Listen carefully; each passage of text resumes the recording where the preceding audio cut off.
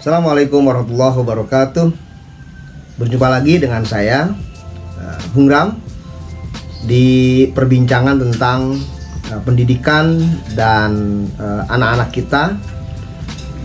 Pada kesempatan kali ini, saya akan berbagi tips dengan teman-teman semua, dan khususnya bagi para orang tua, tentang bagaimana kita menentukan atau memilih sekolah untuk anak-anak kita. Sekolah saat ini masih berada dalam kondisi pembelajaran yang dilaksanakan secara tatap muka namun terbatas. Maksudnya berdasarkan instruksi dari Kemendikbudristek tentang pembelajaran di sekolah secara tatap muka yang dilakukan dengan menggunakan protokol kesehatan yang standar, ini akan terus berlangsung terutama di tahun ajaran saat ini. Dan menurut saya di tahun ajaran 2022-2023 nanti pun proses ini belum sepenuhnya hilang gitu ya, atau dihapus, karena bahwa kondisi pandemi yang sedang berlangsung ini belum menunjukkan tanda-tanda berakhir secara sempurna. Artinya kewaspadaan kita dalam kegiatan belajar mengajar di sekolah tetap harus diperhatikan agar sekolah tidak menjadi klaster baru dari penularan COVID-19 ini. Nah, yang pertama untuk diperhatikan oleh orang tua dari tips saya ini adalah pastikan oleh kita sebagai orang tua saat akan memasukkan anak-anak kita ke sekolah tersebut, bahwa sekolah memiliki atau melaksanakan protokol kesehatan dengan baik dan sesuai standar yang telah ditetapkan oleh pemerintah. Kenapa? Karena ini akan menjadikan acuan dasar bahwa sekolah tersebut telah siap untuk melaksanakan proses pembelajaran tatap muka di sekolahnya dengan baik. Nah, jadi ayah bunda tanyakan kepada sekolah yang nanti akan mendaftarkan anaknya ke situ, apakah protokol kesehatan di sini sudah berjalan dengan baik, seperti apa, bagaimana sekolah menjalankan itu, dan seterusnya. Ini perlu ditanyakan dengan jelas, dan perlu ada penjelasan juga secara terbuka oleh sekolah bagaimana protokol kesehatan dilaksanakan oleh sekolah tersebut. Kemudian yang kedua yang harus diperhatikan oleh orang tua adalah tentang masalah kondisi sekolah yang nyaman untuk anak-anak dan juga aman untuk anak-anak berkegiatan di sekolah tersebut. Tadi berkaitan dengan protokol kesehatan, kemudian juga bagaimana aturan protokol tersebut dijelaskan. Nah, orang tua bisa memastikan bahwa keamanan dan kenyamanan anak di lingkungan sekolah itu dapat terjamin gitu ya. Mulai dari keamanan dari sisi kesehatan, mulai dari keamanan dari sisi aktivitas, kemudian lingkungannya seperti apa. Karena ini akan berpengaruh terhadap kondisi anak-anak kita. Dan yang ketiga, ini juga ada kaitannya dengan poin pertama tadi, berkaitan dengan protokol kesehatan, adalah fasilitas sanitasi sekolah. Ya, sanitasi ini sangat penting berkaitan dengan kesehatan dan pelaksanaan protokol kesehatan. Jadi orang tua harus mengecek gitu ya. Orang tua harus menanyakan gimana nih fasilitas sanitasi sekolah, di mana tempat cuci tangan anak-anak, di mana toiletnya, seperti apa toiletnya, kemudian bagaimana sekolah tersebut melakukan prosedur-prosedur kesehatan dari sisi fasilitas sanitasi dan seterusnya. Ini di zaman sekarang sudah menjadi hal yang lumrah sekolah memiliki fasilitas sanitasi yang baik dan sesuai dengan standar kesehatan. Jadi orang tua perlu menanyakan itu, perlu mengecek langsung seperti apa. Lalu yang berikutnya, yang keempat adalah berkaitan dengan program. Nah ini memang sangat berhubungan sekali dengan kenapa kita memilih sekolah. Tentu seperti apa programnya, seperti apa kegiatan belajar mengajarnya, apa saja yang ditawarkan oleh sekolah dalam pelaksanaan proses pendidikan dan pengajaran di situ. Ini orang tua perlu menanyakan. Mungkin kita sudah pernah melihat brosur, kita sudah pernah melihat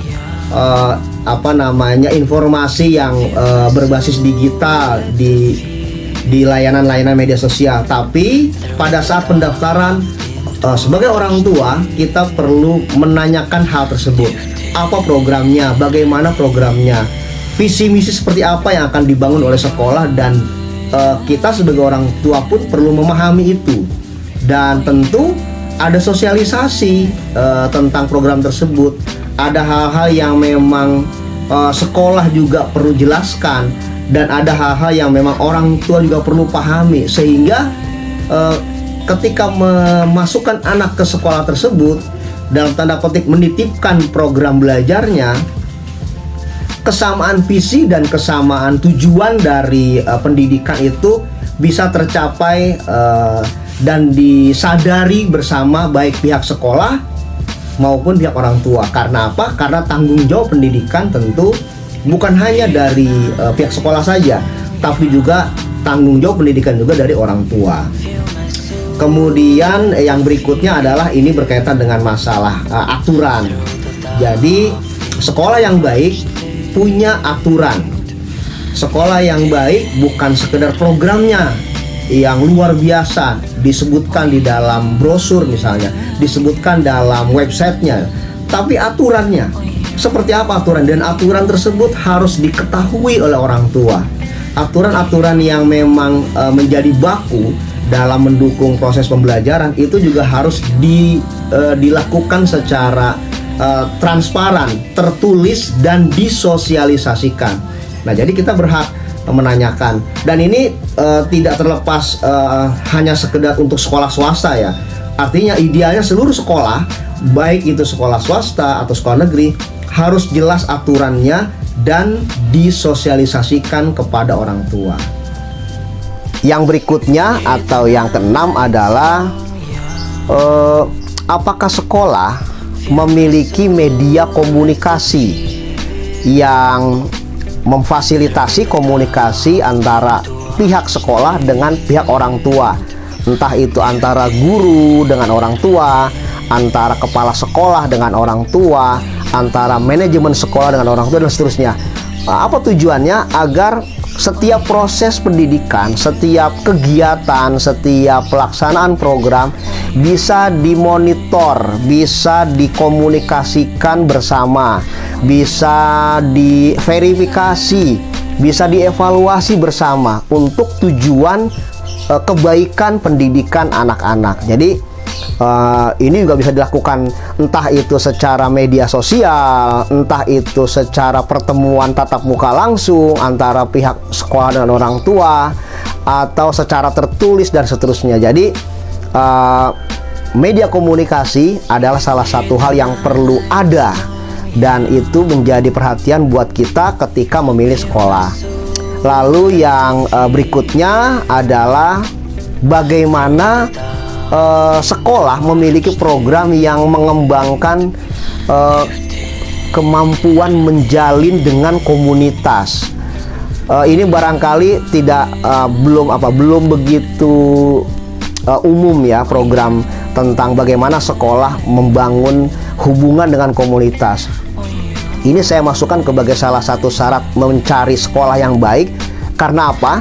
Karena keterampilan berkomunikasi, keterampilan berkolaborasi, keterampilan berkreativitas bersama yang dibangun antara siswa, guru, sekolah dengan lembaga-lembaga lain sebagai bentuk kerjasama komunitas, ini akan mendukung keterampilan anak yang dibutuhkan di abad 21 ini. Jadi coba ditanya ke sekolahnya nanti, apa kegiatan yang mendukung supaya anak-anak kita ini punya keberanian, punya rasa percaya diri untuk berkomunikasi dengan orang lain di luar teman-teman sepermainannya, di luar teman-teman sekelasnya. Apa sih?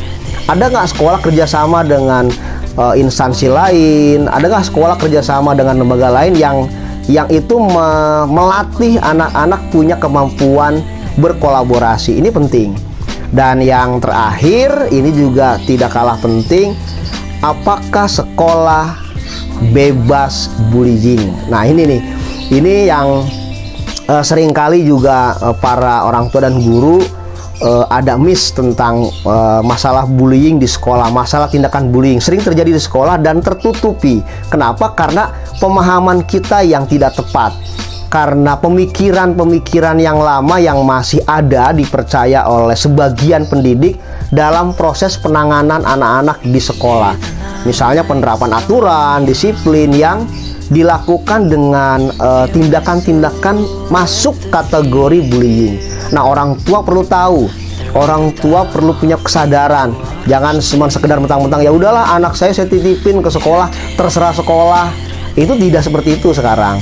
Jadi saran saya, perhatikan apakah sekolah punya program-program yang mendidik anak dengan baik, tanpa kekerasan, tanpa tindakan bullying. Nah, ini juga harus jadi perhatian sebagai salah satu tips untuk memilih sekolah yang baik untuk anak-anak kita. Demikian yang bisa saya sampaikan untuk tips mencari sekolah buat anak kita ini.